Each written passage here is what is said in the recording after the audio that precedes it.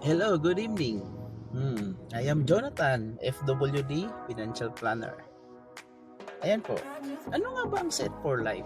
Ang Set for Life po ay meron po siyang insurance tsaka investment. Ano ba yung insurance tsaka investment?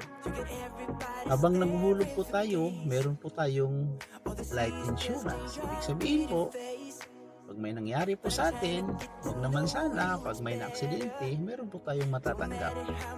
Ibig sabihin, magkano naman yung matanggap ko? Ang matatanggap po natin, pag sa aksidente naman po, kumuha na po kayo ngayon or tomorrow, after another day, na-aksidente po tayo, let's say, ang lagay natin sa insurance natin, 1 million coverage.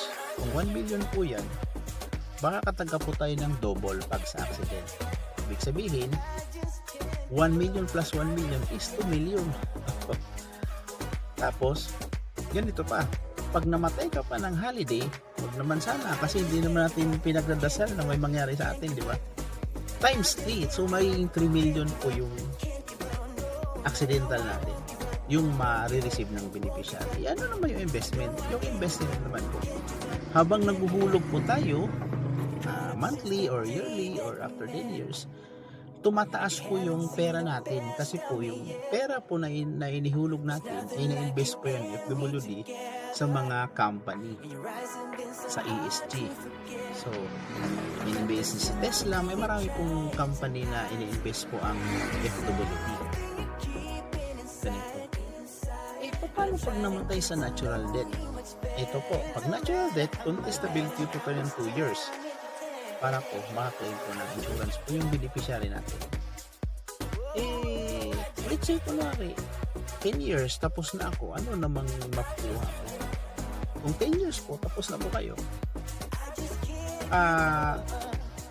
pwede nyo pong kunin yung pera or pwede nyo pong nandun lang yung pera kasi habang tumatagal naman yung pera natin sa FWD, tumataas po yung interest. Meron po siyang amount na nadadagdag siya yearly or depende nga po sa stock market yan. Kung mataas po yung stock market, wala tayong mga problema, ganyan, tataas po yung natin, yung issue. Yan po. Sige po, yung iba kasi ayaw kumukuha kasi ayaw ko nyan, scam yan. Hindi po, meron po tayong peace of mind. Ang FWD po ngayon ay 11th year na po sa Philippines. Meron po tayong branch sa ibang bansa. Pwede nyo pong i-search sa Google o sa internet kung ano po yung status ng FWD. Ang maganda po dito,